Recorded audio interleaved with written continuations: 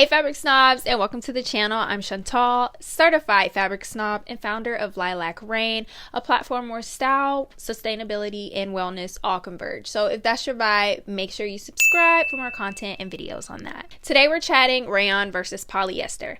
Now the fashion industry is currently experiencing a polyester pandemic, a term coined by TikToker Rachel Has It. But it's not as recent as you think. Prior to the 1990s, over 70% of the clothing in the United States was made here domestically, and it was made of natural fabrics including cotton, hemp, linen, and wool, all sourced from our own agricultural industry. However, after 1992, when NAFTA was signed, the North American Free Trade Agreement, there was no longer any incentive or reason to continue manufacturing within the U.S., offshoring majority of the textile industry to other countries with looser labor and environmental laws. Enter polyester. Polyester is a fabric that is plastic, made of crude oil. Literally, this shirt is made of the same material that lunch meat containers are made out of. The production of this fabric and intense consumerism, along with the incredibly short life cycles of synthetic clothing within our closets that have been fueled by futile fashion trends, have led the fashion industry to be the third largest contributor to the degradation of the environment via pollution. But that's an entirely different topic for another video, so let me know if you want to see and watch something like that in the future. Over the last 30 years, there was somewhat of an even balance of natural and synthetic fibers. However, as the rise of fast fashion brands inundated the fashion industry, it flooded the market with synthetic fibers such as polyester, polyurethane, and acrylic, just to name a few, and this created a devastating new normal within fashion. However, as consumers' fatigue of ridiculously fast fashion trends, poorly constructed clothing that hardly lasts a few years within our closets, and experiencing an economic crisis that influences us to value our clothing more, consumers are finally pushing back and demanding more quality. This has led them to question the fabrics our clothing are made of, labor practices, as well as ethos of these particular brands. Enter the exploration of non-synthetic fabrics that are poised to actually last longer within our closets. I recently shared a post on Substack titled Polyesters for Losers, the Fabric Snob Manifesto, and it dives deeper into the creation of polyester as well as its economic, environmental, and physical wellness, yes, your personal health, effects on us. So if that's something that you're interested in, I'll make sure to link it down below. Now let's dive into rayon and its differences and similarities to polyester. So what is rayon? Rayon is an umbrella term that is used for fabrics made from cellulose, the building block of plants. It's a semi-synthetic fabric that feels soft and silky and is sometimes called modal, lyocell, viscose, and bamboo. Yes, bamboo.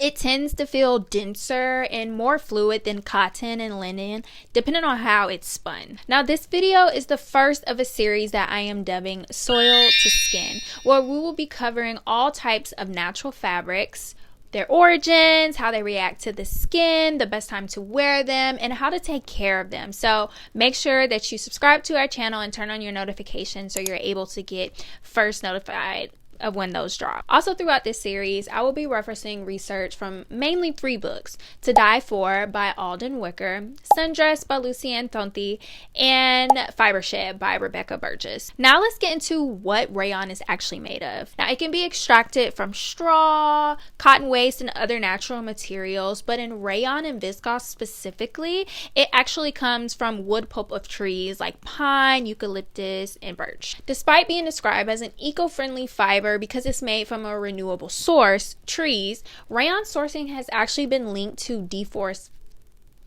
deforestation. Oh my god, say that like 3 times. Of the 6.5 million metric tons that is produced every year, over half of them is coming from ancient and endangered forests, which is one of the many reasons why I think rayon is kind of a scam, but we'll get into that a little bit further. Now let's talk about how it's actually made.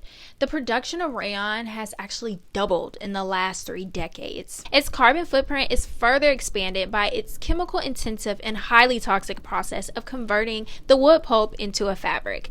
It's so toxic that the United States actually banned the production of it within the country. Now if the United States banned it, you know it must be toxic. Now, the main toxic chemical that is used is called a caustic soda. And you might have been wondering why all the different names of rayon and why rayon is an actual umbrella term. Well, the different names are actually decided based off which chemicals are used to create the fabrics. Like lyocell, aka tinsel, is purported to be a healthier, more biodegradable, and eco-friendly fabric because it breaks down more easier than viscose. Traditionally, viscose manufacturing can waste up to 80% of the actual tree itself, only using 20% of its entire process to create the actual fabric. In general, any plant-based material can actually be used to manufacture viscose and rayon, like cotton, hemp. So there's opportunities to create these fabrics with more natural ingredients without wasting trees. There's also an opportunity to recycle a fraction of the 20 million tons of cotton waste and the 6 million tons of viscose waste that's generated every single year. And we can recycle it back into viscose pulp. It takes 2.5 to 3 tons of trees to create 1 ton of viscose pulp, opposed to only 1 ton of cotton waste to create 1 ton of viscose pulp. Ton, ton, ton, ton, ton. Oh my god, I had to say ton so many times. But rayon isn't all bad, so let's talk some of the pros of the fabric. Since viscose rayon is made of cellulose, it's better on the body than a synthetic fiber. It breathes against the skin, and it doesn't have any complicated relationship with oil and sweat from the body.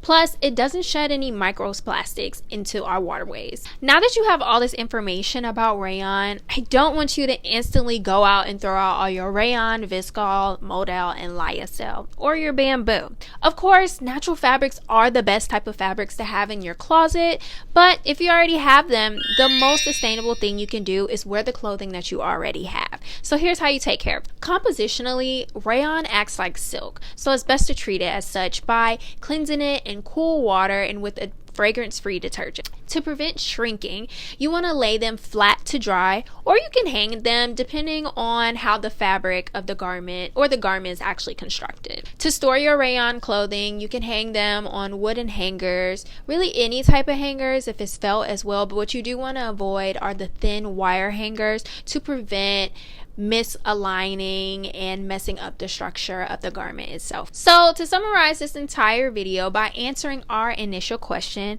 is rayon polyester? The answer is no.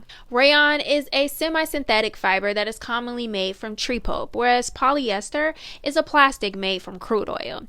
Rayon works so much better on the body as it's able to breathe and work with our natural functions such as sweat and oil that come from the body. And lastly, based on its composition, it acts like silk, so it's best to be treated as such in your garment care.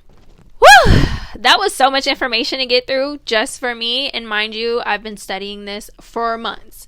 So let me know if you have any questions about rayon, polyester, and let me know which fabric you would like to see next. Cotton, hemp, linen, silk, it's up to you.